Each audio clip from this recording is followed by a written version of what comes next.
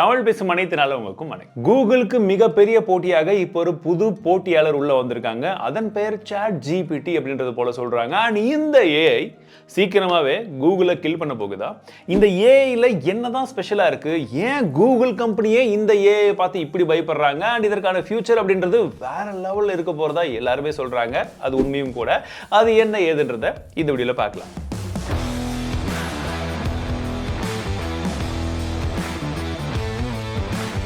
chatGPT November 30, 2022 இதை officially வந்து launch பண்றாங்க. இதை லான்ச் பண்றது யாரான்னு பாத்தீங்கன்னா openai. இந்த openai அப்படின்றவங்க யார் அப்படின்னு பாத்தீங்கன்னா நான் ப்ராஃபிட் ரிசர்ச் கம்பெனிங்க இவங்க. ஸோ இவங்க வந்து பாத்தீங்கன்னா இந்த ஏஐ உடைய டெவலப்மெண்ட்லாம் வந்து செய்து அது எந்த அளவுக்கு வந்து அட்வான்ஸ்மெண்ட்டாக போகுதோ அதை பொறுத்து மக்களுக்கு வந்து இலவசமாக பப்ளிக்ல வந்து கொடுப்பாங்க. அந்த மாதிரியான ஒரு கம்பெனி தான் இவங்க. இதை உருவாக்குனது யாரா அப்படின்னு பாத்தீங்கன்னா இலான் மஸ்க் மற்றும் சாம் ஆல்ட்மன்.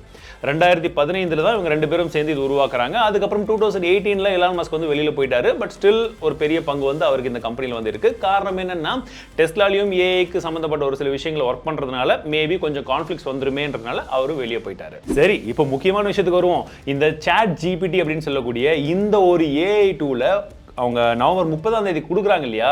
லான்ச் ஆனதுல இருந்து வெறும் 5 நாள்ல 1 மில்லியன் யூசர்ஸ் வந்து இது யூஸ் பண்ண ஆரம்பிக்கிறாங்க. கம்பேரிட்டிவ்லி இதற்கு முன்னாடி இருந்த மற்ற ஆப்பெல்லாம் பார்த்தீங்கன்னா ரொம்பவே டைம் ஆயிருக்கு. இன்ஃபேக்ட் சொல்ல போனால் நெட்ஃப்ளிக்ஸ்க்கு 41 மாதம் ஆயிருக்கு 1 மில்லியன் யூசர்ஸ் எடுக்கிறதுக்கு.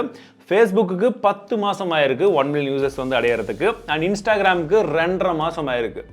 கம்பேரிட்டிவ்லி chatGPTக்கு வெறும் 5 நாள் தான். இந்த chatGPT உடைய பேசிக்கை நீங்க தெரிஞ்சுக்கணும்னா அதுக்கு ஒரு சின்ன எக்ஸாம்பிள் வந்து சொல்றேன். இப்போ நம்ம வந்து வாட்ஸ்அப்லேயே வந்து பார்த்தீங்கன்னா நிறைய கவர்மெண்ட் உடைய போர்ட்டல் அஃபிஷியலாக வந்து பார்த்தீங்கன்னா ஒரு சில சேட் பாட்டெல்லாம் வந்து வச்சிருப்பாங்க. நீங்க போயிட்டு ஹாய்னு மெசேஜ் பண்ணீங்கன்னா அது ஒரு சில ரிப்ளை வந்து கொடுக்கும். அதில் நீங்க 1, 2, 3 செலக்ட் பண்ணீங்கன்னா அதற்கு ஏற்ப உங்களுக்கு என்னென்ன ஆப்ஷன்ஸ் வந்து வந்துடும் பார்த்தீங்கன்னா ஒரு சேட் பாட். அவ்வளவுதான். நம்ம டெலிகிராம்லையும் பார்த்துருப்போம், வாட்ஸ்அப்லையும் இருக்கு. ஸோ இந்த chatGPT அப்படின்றதும் கிட்டத்தட்ட அதே மாதிரி தான். பட் ஏஐ உடைய யூஸால நிறைய விஷயங்கள் வந்து நமக்கு சொல்லுது. இந்த chatGPT உடைய ஃபுல் ஃபார்ம் என்னன்னு பார்த்தீங்கன்னா ChatGPTன்றதுக்கு ஜெனரேட்டிவ் ப்ரீ ட்ரெயின்டு டிரான்ஸ்ஃபார்மர் அப்படின்னு சொல்றாங்க. அதாவது ஏற்கனவே ட்ரெயின் பண்ணப்பட்ட ஒரு டூல் இது. ஸோ அவங்க ட்ரெயின் பண்ணதை வந்து பார்த்தீங்கன்னா ஏற்கனவே கிடைச்ச ஏகப்பட்ட டேட்டாஸை வச்சு ட்ரெயின் பண்ணியிருக்காங்க. அதை பொறுத்து நாம் கேட்கக்கூடிய கேள்விக்கு வந்து பார்த்தீங்கன்னா ஒரு சேட் வடிவத்தில் வந்து ஆட்டோமேட்டிக்கலாக அங்கே பேச பேச அதுக்கும் வந்து ரிப்ளை கொடுத்துக்கிட்டே இருக்கும். இது பார்த்தீங்கன்னா 2021 வரைக்கும் இருந்த டேட்டாவை வச்சு தான் ஃபுல் அண்ட் ஃபுல்லாக இதை ட்ரெயின் பண்ணியிருக்காங்க. இதனால தான் கூகுள் ரொம்பவே பயந்து போயிருக்காங்க. ஏன் தெரியுமா? நீங்க கூகுள்ல போறீங்க, ஒரு கொஸ்டினை போஸ்ட் பண்றீங்க. எக்ஸாம்பிளுக்கு how to play cover drive அப்படின்னு சொல்லி கூகுள்ல போட்டீங்கன்னா கூகுள் என்ன பண்ணும்னா how to play cover drive அப்படின்னு சொல்லி இருக்கக்கூடிய எந்த ஒரு வெப்சைட்ல எந்த ஒரு போஸ்ட் மேட்ச் ஆகுதோ அது எல்லாமே நமக்கு வந்து கொடுக்கும். இப்போ நம்மளுடைய வேலை இன்னும் இருக்கு. நம்ம என்ன பண்ணணும்னா போயிட்டு அந்த வெப்சைட்ல எந்த வெப்சைட்ல கரெக்டா கொடுத்துருப்பாங்க அப்படின்னு சொல்லி நம்ம கெஸ் பண்ணி வந்த ரிசல்ட்ஸ்ல இருந்து ஒன்னு கிளிக் பண்ணி அதற்குள்ள போய் படிச்சு பார்க்கணும் இல்லையா? பட் இதே விஷயத்தை நான் எடுத்துட்டு போய் chatGPTல போடுறேன். how to play cover drive அப்படி நீங்க போட்டனா எனக்கு பாருங்க அழகா ஸ்டெப் பை ஸ்டெப்பா கிரிக்கெட்ல நீங்க எப்படி கவர் டிரைவை வந்து ஆட முடியும் அப்படின்னு சொல்லிட்டு அப்படியே 1 by 1 வந்து கொடுக்குது. இதுதான் மிகப்பெரிய வித்தியாசம். நீங்க இங்க போறீங்க, கொஸ்டினை கேட்குறீங்க, உங்களுக்கு ஆன்சர் வந்துடுது. இங்க கூகுள்ல போறீங்க, டைப் பண்றீங்க, ரிசல்ட்ஸ் வருது, அதுக்குள்ள போறீங்க, அதுல எது கரெக்டானதுன்னு பாக்குறீங்க, அது கரெக்டா இல்லைன்னா திரும்ப வெளியில் வரீங்க, திரும்ப அடுத்த வெப்சைட் போறீங்க. இப்போ புரியுதா கூகுள் ஏன் பயந்து போயிருக்காங்கன்னு?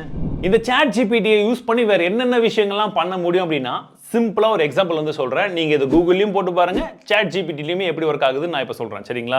ஃபர்ஸ்ட் ஒருவேளை எக்ஸாம்பிளுக்கு உங்களுக்கு வீடியோ எடிட்டிங் நல்லா தெரியும், இல்ல போட்டோஷாப் நல்லா தெரியும், நீங்க தமிழ்டெக்ல வேகன்சி இருக்கு, நீங்க வந்து அப்ளை பண்றீங்கன்ற பட்சத்துல மெயில் சரியா கம்போஸ் பண்ண முடியல தெரியலனாலும் நீங்க இந்த chatGPTல போயிட்டு அழகா இந்த மாதிரி வந்து நான் தமிழ்டெக்ல வந்து ஒரு வீடியோ எடிட்டர் அப்படின்னு சொல்லக்கூடிய இந்த பொசிஷனுக்கு வந்து நான் அப்ளை பண்றேன், அதற்கு எனக்கு ஒரு மெயில் ரெடி பண்ணி கொடு அப்படின்னு சொல்லி நீங்க இங்கிலீஷ்ல போட்டீங்கன்னா ஆட்டோமேட்டிக்கலி ஒரு பக்கா மெயில் அழகா வந்து வந்துடும். நீங்க அப்படியே காப்பி பேஸ்ட் பண்ணிட்டு அதுல ஏதாச்சும் உங்களுக்கு சின்ன சின்ன விஷயங்கள் என்ன மாத்தணுமோ அதை மட்டும் மாத்தி நீங்க மெயில் அனுப்பிச்சிக்கலாம். பட் நீங்க இதுவே கூகுள்ல பண்ணி பாருங்க, வெப்சைட்ஸ் வரும், உள்ள போகணும், எடுக்கணும், திரும்ப அதே பிரச்சனை, சைக்கிளிக் ப்ராசஸ் இல்லையா? மற்ற எக்ஸாம்பிள் சொல்றேன். நீங்க ஒரு ரெஸ்யூம் கிரியேட் பண்றதுக்கும் chatGPT உங்களுக்கு சூப்பரா ஹெல்ப்ஃபுல்லா இருக்கும். இந்த மாதிரி இந்த விஷயத்துக்கு எனக்கு ஒரு ரெஸ்யூம் கிரியேட் பண்ணுன்னு சொன்னீங்கன்னா chatGPT வந்து உங்களுக்கு ஒரு அழகான ரெஸ்யூம் வந்து கிரியேட் பண்ணி தரும். இன்ஸ்டால ஒரு கேப்ஷன் போடணும், எனக்கு இந்த மாதிரி ஒரு போஸ்ட் இருக்கு, இதற்கு ஒரு நல்ல கேப்ஷன் வந்து ரெடி பண்ணி கொடுன்னு நம்ம சொல்லும் போது அழகா அழகாக வந்து அந்த கேப்ஷன் எடுத்து கொடுக்கும். இல்லை யூடியூபுக்கு ஒரு ஸ்கிரிப்ட் எழுதணும், எக்ஸாம்பிளுக்கு நான் chatGPT பற்றி ஒரு ஸ்கிரிப்ட் எழுதுறேன், எனக்கு ஸ்கிரிப்ட் வேணும் நான் யூடியூப்ல வீடியோ பண்ணுறதுக்குன்னு சொல்லி நான் போட்டதுக்கு எனக்கு எந்த மாதிரி ரிப்ளை கொடுத்துருக்குன்னு பாருங்க. அப்படியே ஒரு யூடியூப் வீடியோ எப்படி நம்ம ஸ்கிரிப்ட் எழுதுவோமோ அப்படியே வந்து எழுதி கொடுத்துருக்கு. அண்ட் இதுலேயே வந்து பார்த்தீங்கன்னா உங்களுக்கு ஒரு சில காம்ப்ளெக்ஸ்கான டாபிக்ஸ் இருக்கு இல்லையா, ரொம்ப என்ன சொல்றது, இப்போ ஒரு ப்ராசஸர்னா என்னன்றது எல்லாருக்குமே தெரியுமே தவிர அது இன்னும் கொஞ்சம் இன்டெப்த்தாக போய் புரியணும்னா புரியாது. அந்த நேனோமீட்டர்னா என்ன, ஸோ இந்த மாதிரி ஃபேப்ரிகேஷன் டெக்னாலஜினா என்ன அப்படின்னு பார்க்கும்பொழுது ரொம்ப காம்ப்ளெக்ஸான ஒரு டாபிக் எல்லாம் வந்து நீங்கள் என்ன பண்ணலான்னு பார்த்தீங்கன்னா எக்ஸ்பிளைன் ப்ராசஸர் லைக் IM5 அப்படின்னு போட்டிங்கன்னா ஒரு 5 வயசு குழந்தைக்கு ப்ராசஸர்ன்றது எப்படி புரிய வைக்க முடியுமோ அப்படி சொல்லு அப்படின்னு அர்த்தம். அழகாக ரொம்ப எளிமையாக வந்து சொல்லும். இதுவே நீங்கள் வெவ்வேறு மாதிரி ஒரு 2 இயர் கிட்டுக்கு என்ன மாதிரி சொல்லுமோ ரொம்ப எக்ஸாம்பிளாக வந்து சொல்லலாம். இல்லை ஒவ்வொரு விஷயமும் நீங்கள் இந்த மாதிரி தேடும் போது உங்களுக்கான எக்ஸாக்ட் ஆன்சர் வந்து கிடைக்கும். இல்லை இப்போ ரீசெண்ட் டைம்லலாம் இந்த விஷயம் ரொம்ப நிறைய நடக்குது. ஸ்கூல்ஸில் காலேஜஸ்லாம் பசங்க என்ன பண்ணுறாங்கன்னு பார்த்தீங்கன்னா இந்த chatGPT யூஸ் பண்ணி ஆன்சர்ஸை அப்படின்றதுக்குள்ளே கண்டுபிடிச்சிடுறாங்க. ஏன்னா நம்ம ஜென்ரலி ஒரு மேக்ஸ் ப்ராப்ளமோ ஏதோ ஒரு ப்ராப்ளம் கொடுக்கும்போது என்ன ஆகும், மேக்ஸ்ன்னு கிடையாது ஏதாச்சும் ஒரு கொஸ்டின் கிடைக்குன்னா என்ன ஆகும், அதை போய் தேடுவோம் பார்ப்போம். ரொம்ப நல்லா படிக்கிறவனாச்சும் ஒருத்தர் முன்னாடி பெஞ்சில் இருப்பான், பின்னாடி இருந்து எட்டி பார்த்து அவனை தலைமையில தட்டி அதை கூடுறான்னு சொல்லி வாங்கி காப்பி பண்ணி எழுதுவோம். இனிமேல் அந்த கவலையே இல்லை. இந்த கொஸ்டினை போட்டோன்னே chatGPTல அழகாக மொத்த ஆன்சரும் வந்துடுது, அப்படியே காப்பி பண்ணி பேஸ்ட் பண்ணிக்கிறாங்க.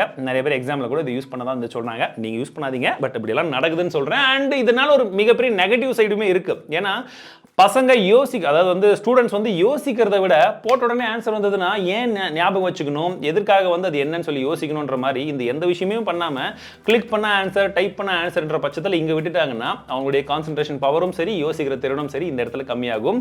ஸோ அந்த மாதிரியும் ஒரு சில நெகட்டிவ் பாயிண்ட்ஸ் இப்போ இந்த இடத்துல இருக்கு. அதை நம்ம எப்படி பாசிட்டிவாக யூஸ் பண்ணலாமோ யூஸ் பண்ணலாம். ஸோ இந்த மாதிரி ரொம்ப டிஃபிகல்ட்டான கொஸ்டின் பெரிய பெரிய கொஸ்டின்ஸ்க்கு கூட அப்படின்றதுக்குள்ள ஆன்சர் கொடுத்துருது. உங்களுக்கு ஏதாச்சும் ஒரு அட்வைஸ் வேணும்னா அந்த அட்வைஸை நீங்கள் வந்து கேட்கலாம்.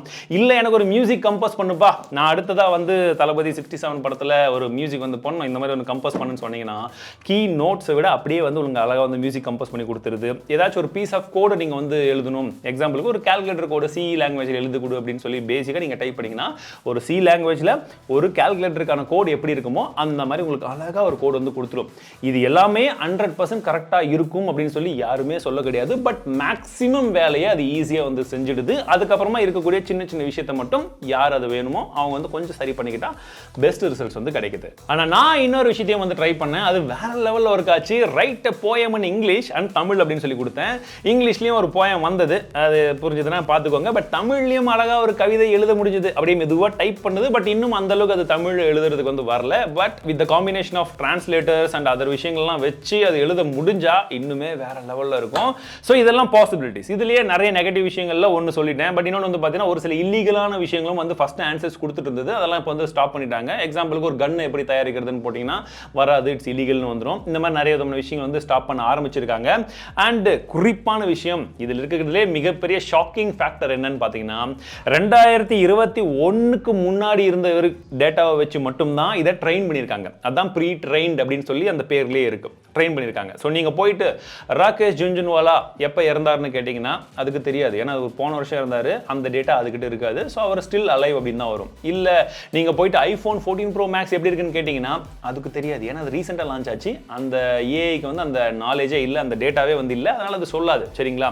ஸோ ஃபியூச்சரில் அந்த டேட்டாவும் சேர்ந்து கொடுக்கும் பொழுது அப் டு டேட்டா கிடைக்கும் போது இன்னுமே வேற லெவலில் இருக்கும். அண்ட் இன்னும் மிகப்பெரிய மாசான விஷயம் என்ன தெரியுமா, இன்னைக்கு தேதி வரைக்கும் இந்த chatGPT இப்போ இவ்வளோ பதிலெல்லாம் சொல்லிட்டு இருக்கு பார்த்தீங்களா, இது எல்லாத்துக்குமே அது இன்டர்நெட் கூட இன்னும் பேசவே கிடையாது. அது இன்டர்நெட்டுடைய கனெக்ஷனே இல்லாமல் தான் சொல்லிட்டு இருக்கு. எல்லாமே அதற்கிட்ட இருக்கக்கூடிய ஆல்ரெடி இருக்கக்கூடிய டேட்டாவை வச்சு மட்டும்தான் அது ப்ராசஸ் பண்ணி நமக்கு கொடுத்துக்கிட்டு இருக்கு. ஒன்ஸ் இன்டர்நெட் கனெக்ஷனும் அதற்கு கிடைச்சதுன்னா எந்த ஒரு கேள்வியாக இருந்தாலும் தேடி எடுத்து ப்ராசஸ் பண்ணி ஒரு ஏஐ மூலியமாக இன்னும் சூப்பராக பதில் சொல்ல முடியும். அதுவும் விரைவாக நடக்கத்தான் போகுது. ஆனால் அதுதான் ரொம்ப ஸ்கேரியான விஷயமும். ஏன்னா ஒரு இன்டர்நெட்டுடைய கனெக்ஷனே இல்லாமல் இவ்வளோ எளிமையாக ஒரு பதிலை வந்து நம்ம கேட்கக்கூடிய விதத்திற்கு தகுந்தார் போல. எக்ஸாம்பிளுக்கு ஒரு ப்ராசஸரை வந்து நான் உங்களுக்கு ஒரு எக்ஸ்பிளைன், இப்போ இந்த chatGPT நான் உங்களுக்கு எக்ஸ்பிளைன் பண்ணுறேன். இல்லை ப்ரோ புரியல, இன்னும் கொஞ்சம் எளிமையாக சொல்லுங்கன்னு சொல்லி ஒரு சில பேர் கேட்டிங்கன்னா, லைவாக பேசிகிட்டு இருக்கோம்னு வச்சுக்கோங்களேன். அப்போ நீங்கள் கேட்டிங்கன்னா நான் இன்னும் கொஞ்சம் எளிமையாக எப்படி உங்களுக்கு சொல்லி சொல்லுவனோ அந்த மாதிரி ஒரு ஏஐயும் நீங்க கேட்கறதுக்கு ஏற்ப ஒரே விஷயத்தை இன்னும் கொஞ்சம் எளிமையாகவும் சரி, இன்னும் கொஞ்சம் வந்து எலாபரேட்டாகவும் சரி சொல்ல முடிகிற அளவுக்கான ஒரு டூல் இருக்குன்னா, இன்டர்நெட் கூட கனெக்ஷனே ஆகாமல் இருக்குன்னா எந்த அளவுக்கு சூப்பராக இருக்குன்னு பாருங்க. அப்போ இன்னும் கனெக்ஷன் ஆகும்போது ஸ்கேரி, ரொம்ப பயமா இருக்கு. எனக்கு இல்லை, கூகுளுக்கு. ஏன்னா இந்த அளவுக்கான விஷயங்களை வந்து ஒரு சாட் போட்டால செய்ய முடியும், ஒரு சாட் ஜிபிடியால செய்ய முடியும்னா அப்போ கூகுளுக்கு எவன் வருவான்? எல்லாருமே போவாங்க, அதிலே பதில் வாங்கிட்டு போயிட்டே இருந்துருவாங்கல்ல. இங்க வந்து எவனும் சர்ச் பண்ண மாட்டான். சர்ச் பண்ணலனா அட்வர்டைஸ்மெண்ட் வராது, அட்வர்டைஸ்மெண்ட் வரலனா கூகுளுக்கு காசு வராது. இதுதான் மிகப்பெரிய பயமே கூகுளுக்கு. ஆனா இந்த இடத்துல சாட் ஜிபிடி இன்னுமே கூகுளுக்கு ஒரு சரியான ஆல்டர்னேட்டிவ் வந்து கிடையாது. ஏன்னா கூகுளில் நம்ம போய் நிறைய விஷயத்தை தேடுவோம், எல்லா விஷயமும் நமக்கு ஞாபகம் இருக்காது, வெப்சைட் பேர்லேருந்து எல்லாமே தேடினாதான் ரிசல்ட் வரும், அதை வச்சு போவோம். இந்த இடத்துல சாட் ஜிபிடிக்கு ஒரு சில டைரக்ட் கொஸ்டின்ஸ் நமக்கு வேணும், டைரக்ட் ஆன்சர்ஸ் வேணுன்ற பட்சத்தில் நம்ம டைரக்டா வந்து கேட்க முடியும். ஸோ இன்னுமே ஒரு சின்ன ஒரு கேப் இருக்கு இல்லையா?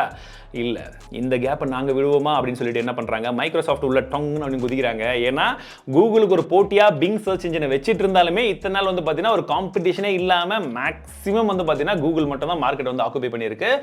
இதற்காக தான் பார்த்தீங்கன்னா 2019லயே மைக்ரோசாஃப்ட் $1 பில்லியன் இந்த ஓப்பன் ஏஐல இன்வெஸ்ட் பண்ணியிருந்தாங்க. இப்போ திரும்பவும் $10 பில்லியன் இந்த ஓப்பன் ஏஐல, அதாவது இந்த சாட் ஜிபிடில வந்து அவங்க இன்வெஸ்ட் பண்றதுக்கு வந்து பிளான் பண்ணிட்டு இருக்காங்க. அண்ட் குறிப்பாக அவங்களுடைய பிங் சர்ச் இன்ஜின்ல இந்த ஓப்பன் ஏஐல இருக்கக்கூடிய ஒரு சில முக்கியமான ஃபீச்சர்ஸ், அதாவது டாலி, நீங்க என்ன டைப் பண்றீங்களோ அதற்கு ஒரு இமேஜ் அதுவா கிரியேட் பண்ணி தரக்கூடிய ஒரு ஏஐ டூல் இருக்கு இல்லையா, அதுவா இருக்கட்டும், இல்ல குறிப்பா இந்த சாட் ஜிபிடியுமே அவங்களுடைய பிங் சர்ச் இன்ஜின்ல இன்டகிரேட் பண்றதுக்கு அவங்க பிளான் பண்ணிட்டு இருக்காங்க.